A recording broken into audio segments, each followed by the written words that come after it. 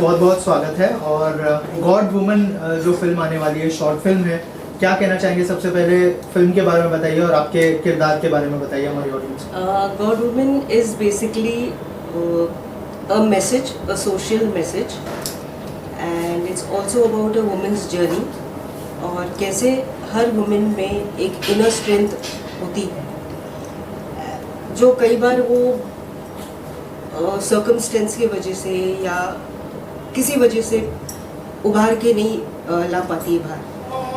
And this is also about जब God women कहते हैं तो लोगों के दिमाग में ये एक इमेज होता है कि गॉड वुमेन कैसे होगा, लाइक वो ब्रह्म कुमारी हो, सदगुरु हो, या लाइक लॉट ऑफ कंट्रोवर्शियल नहीं, आसाराम बाबा एंड लाइक ऑल दैट, ऐसे उस टाइप का इमेज का वो एक आता है। But this is not that type of, if we go by the title god women, तो इट बेसिकली इज कि ये गॉड वुमेन जो है, जो किरदार मैं प्ले कर रही हूँ उसमें, it's about she is a spiritual counsellor जिसे कह सकते हैं। She is a tarot astro reader, spiritual counsellor जो काउंसिल करती है लोगों को जब उनके हर इंसान के लाइफ में अप्स एंड डाउन्स आते हैं, emotional ups and downs, financial ups and downs, हर किस्म का, किसी के काम के, किसी के पर्सनल प्रॉब्लम्स, किसी के लाइफ का हर टाइप के प्रॉब्लम्स आते हैं, अप्स एंड डाउन्स होते ही हैं। तो how she is a very sorted person basically, and very spiritually, जैसे कहते हैं उसका माइंड सेट जो है वेरी स्पिरिचुअल है। तो वो काफ़ी हद तक क्या कहते हैं, लाइक जैसे दुनियादारी कहते हैं, दुनियादारी से कुछ दुनियादारी में बिना फंसे जिसे कहते हैं, वो स्पिरिचुअल काउंसलिंग कर पाती है। उससे वो मतलब इवॉल्व जिसे कहते हैं, या इनलाइटमेंट नॉलेज जिसे कहते हैं, वो उसमें है। तो when she is counselling people, वो अपने आप को भूल जाती है। मतलब उसके भी लाइफ में प्रॉब्लम्स होती हैं, ऐसे नहीं कि नहीं, बट वो जब काउंसिल करती है लोगों को तो शी इज़ टोटली, वो एक मालूम पड़ता है कि she is totally on a different level, मतलब जिसे गॉडली लेवल जिसे कहो, या मतलब अपने आप को भूल के दूसरों का प्रॉब्लम कैसे समझना और दूसरों को कैसे हेल्प अपने काउंसलिंग से, अपने टैरो रीडिंग से, अपने एस्ट्रो रीडिंग से वो कैसे कितना हेल्प कर सकती है। और काफ़ी हद तक, मतलब ऑलमोस्ट जिसे कह सकते हैं 80 to 90% उसकी एस्ट्रो, उसके टैरो बहुत सही रहता है, काउंसलिंग बहुत सही जाता है। मतलब सब तो ये नहीं कह सकते I am too perfect in my predictions, या ऐसे नहीं होता है। तो बट इसका काउंसलिंग इतना फ्रेंडली रहता है लोगों को, मतलब वो उनके दिल को छू लेती है जब वो काउंसलिंग करती है। तो दे कन्फाइड इन हर, बहुत मतलब कन्फाइड करते हैं उसके साथ। जब काउंसलिंग करते हैं तो वो सारी अपने दिल की बातें उसको कहते हैं, एंड बिकॉज दे नो कि हम जब अपनी दिल की बातें इससे कहेंगे तो it will stay with her, it will not go out, जैसे she will not misuse it और she will not misguide that. But इतना स्ट्रेंथ होने पे, इतना स्पिरिचुअल जिसे कहते हैं, स्पिरिचुअल स्ट्रेंथ जिसे होता है, वो दुनिया की बहुत सी चीज़ों का सामना कर सकता है।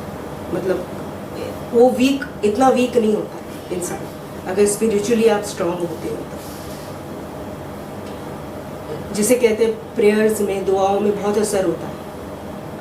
जो दवाओं में असर नहीं होता है वो दुआओं में और ज़्यादा असर होता है।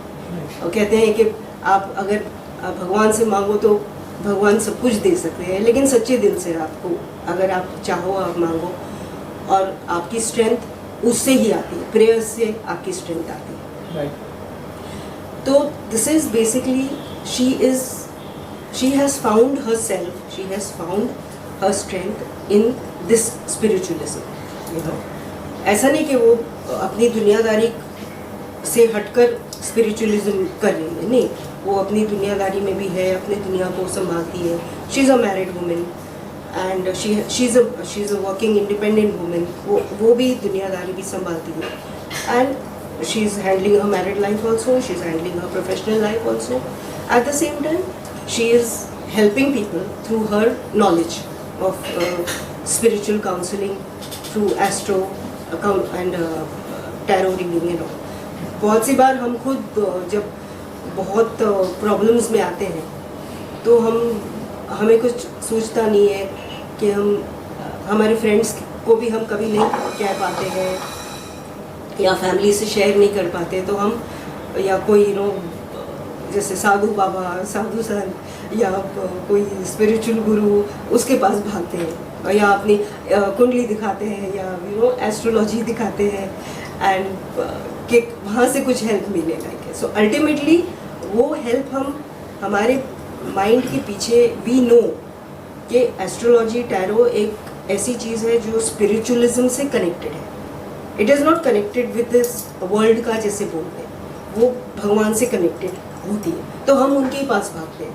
तो समवेयर हमारे दिल में वो भगवान का जो एक है कि हमारी मदद सिर्फ भगवान करेंगे, तो हम इनडायरेक्टली एस्ट्रोलॉजर को डिपेंड करते हैं, टैरो से डिपेंड करके हम ये चाहते हैं कि हमारा फ्यूचर प्रिडिक्ट करें, हमारे अंदर प्रॉब्लम्स चल रही है इमोशनल या जो भी, मतलब एक कश्मकश जो इंसान में कितनी बार होती है जो नहीं बता पाते, तो हम एस्ट्रोलॉजी पे डिपेंड करते हैं, टैरो पे डिपेंड करते हैं एंड उससे काफ़ी गाइडेंस मिलती है, how to sort out our problems, how to deal with our problems and